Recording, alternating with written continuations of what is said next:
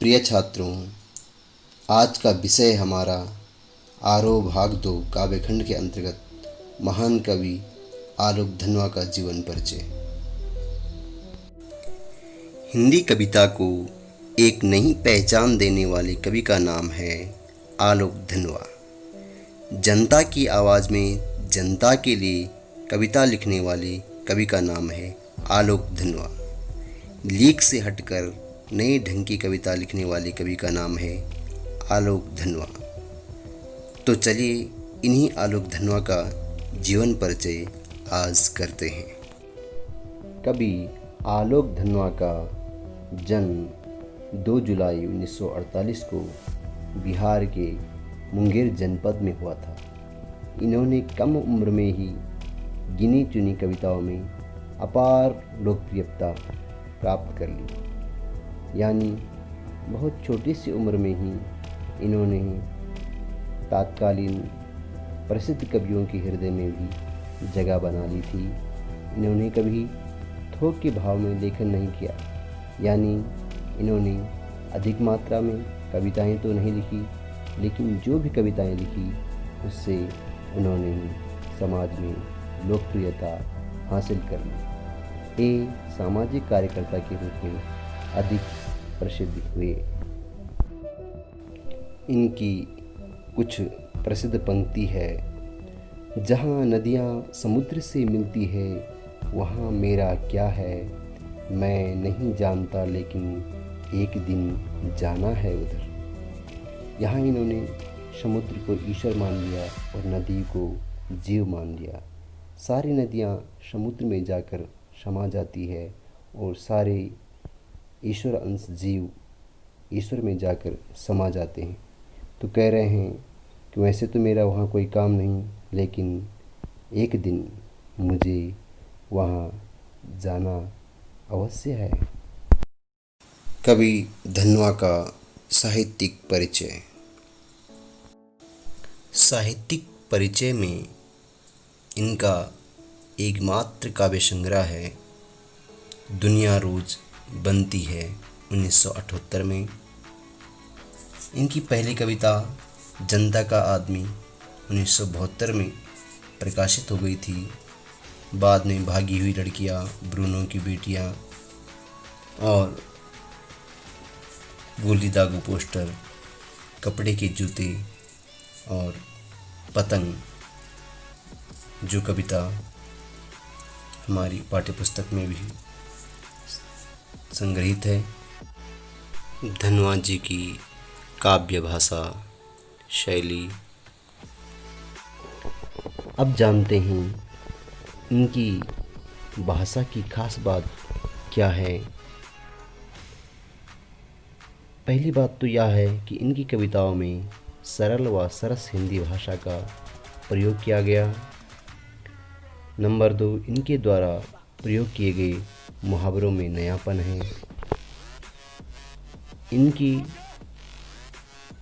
भाषा में नवीन प्रतीकों व नवीन बिंबों का प्रतीक हम आगे कविताओं में देखेंगे, जैसे सूरज की आँखों जैसा लाल सवेरा, चमकीले इशारे। इस तरह के कितने सुंदर सुंदर बिल्कुल नए प्रतीक और बिंब अपनी कविताओं में इन्होंने प्रयोग किए हैं, जो किसी दूसरे कवि की कविताओं में बहुत कम देखने को मिलते हैं। चौथा जो अंतिम भाषा शैली विशेषता धनवा जी की है वह है इनकी कविताओं में भाषा छंद मुक्त है। कविता का पाठ परिचय। कविता का नाम है पतंग। यह पतंग जो कविता है यह हमारी पाठ्यपुस्तक आरोह में संग्रहित है, जो कि इनका एकमात्र जो संग्रह है, जिसका नाम दुनिया रोज बनती है, से यहाँ हमारी पाठ्यपुस्तक में ली गई है। यह एक लंबी कविता है जिसके तीसरे भाग से यह कविता हमारी पाठ्यपुस्तक में शामिल की गई है। इस पतंग के बहाने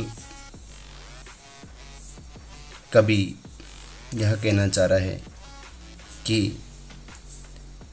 कविता में बाल सुलभ इच्छाओं एवं उमंगों का सुंदर चित्रण किया गया है।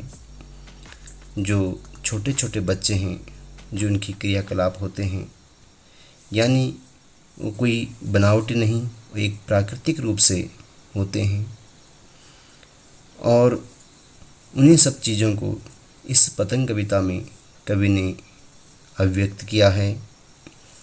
वहाँ सुंदर सुंदर बिंबों का भी उपयोग किया गया है। पतंग बच्चों की उमंगों का रंग बिरंगा सपना है। आसमान में उड़ती हुई पतंग ऊंचाइयों की वे हदें हैं। बाल मन जिन्हें छूना चाहता है और उसके पार जाना चाहता है। कविता धीरे धीरे बिंबों की एक ऐसी नई दुनिया में ले जाती है जहाँ शरद ऋतु का चमकीला इशारा है, जहाँ तितलियों की रंगीन दुनिया है, दिशाओं के मृदंग बजते हैं, जहाँ छतों के खतरनाक कोने से गिरने का भय है तो दूसरी ओर भय पर विजय पाते बच्चे हैं। यानी कह सकते हैं कि बच्चे जब पतंग उड़ा रहे होते हैं तो उन्हें यह ध्यान नहीं रहता कि मैं छत के किस कोने पर चल रहा हूँ। वह निर्भय होकर किस प्रकार से पतंग को उड़ाने में मस्त रहते हैं। इसी का वर्णन इस पतंग कविता में किया गया है, जो गिर कर संभलते हैं और पृथ्वी का हर कोना खुद ब खुद उनके पास आ जाता है।